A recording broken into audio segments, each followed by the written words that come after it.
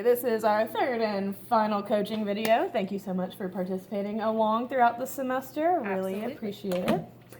Alright, so we are going to break down the final observation that I had when we implemented the tool, which is Socrative, that we chose collaboratively last time. So first, again, our initial student-focused goal. From the very first video, we decided on students will utilize the STEAL strategy to analyze characters as evident by getting at least a 75% on formative assessment. All right, and I did not break that grade down from earlier, but I can do that real fast in a minute. I did come in and observe when you implemented Socrative for your kids. You did a brief 10-question quiz. You did the Socrative race function. Right. So let's go through these questions and the percentage of correct and incorrect for each. So the first one, the question was focused on imagery. Right. All right. So I'm not an English degree or major or English teacher, so a lot of this is just very poorly summarized by me. But hopefully you understand what I gathered here. So first one looked like it was about imagery. Mm-hmm. Kids scored 90% on that. Mm-hmm. Next one was over metaphor. Kids got 100% on that one. The third question was over relationships between characters. About 80% of your kids got that. For mood, which was also 80%. Then the fifth question was about tone. They got 90% there. A question about similes, 100%, so similar to metaphors. Characterization, 85%. Had another characterization question, also 85%. Your ninth question was again over tone. They did the same, scored 90% there. And the last one over mood was 80% correct. So overall, I didn't do an average of all this, but with those numbers, that is definitely higher than 75%. Right. So our student-focused goal was realized. How did you find working with Socrative? How'd you like it? I liked it because the kids seemed to really enjoy it. They were so focused on getting the answer right because they wanted their little ship to go up. That I feel like it took away some of the anxiety that they normally experience whenever we do formative or summative assessments. So that was nice to see them really engage and be enthusiastic about their learning. Good. How did you like navigating Socrative itself? How was that? I thought it was super user-friendly, especially since you kind of gave me that tutorial last time.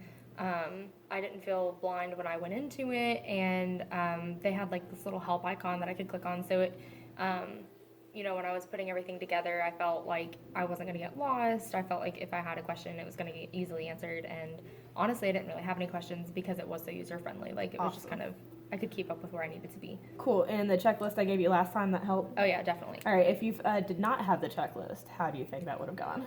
I think it would have been a less smooth process because then I would have been trying to go off memory and I would have used that little help icon a lot more. But like I said, I really didn't have to use it because after that tutorial that you gave me, I had everything that I needed. Awesome. That's what I love to hear. Okay, so we talked about our strategy, we got our data. Let's see. So going in the future, first, how did this data compare to your previously gathered in-class data? Like, did they seem to do better on this type of formative assessment versus others, or what? I think that the engagement definitely helped these points go up at least 10%. And I think that was because I do have a lot of co-taught classes, and sometimes they don't perform as well in things that they're not interested in. And turning it into a game, turning a formative assessment into a game really engaged those students. And I think that was where my percentage was really lacking as compared to just written formative assessments or verbal formative assessments in class. Good, because I'm looking back at our original very first identify video that we did, where lack of student engagement was one of the notes that I wrote during that initial observation. So it is great that the Socrative resource has helped improve your student engagement and participation. So cool. Our strategy did exactly what we wanted it to, which was improve student engagement, and that in turn improved the formative assessment scores. Okay, so that is fantastic to hear all that. So the final thing we need to go over, what do you think still needs to be improved on? What do you think we need to change for the future? So I think next time I'm going to try to incorporate some more differentiation in the delivery.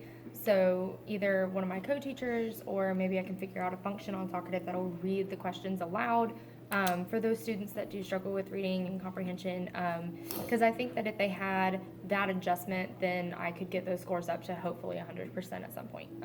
But yeah, some differentiation I think would definitely positively impact my scores and the kids. Awesome, because that is one thing I guess I didn't really think about when pulling that resource up for you, is there was not a whole lot of differentiation in there or offered through the platform, but there are other resources we could probably include, maybe some browser extensions or add-ons, or even just having your co-teacher in the classroom could help with that.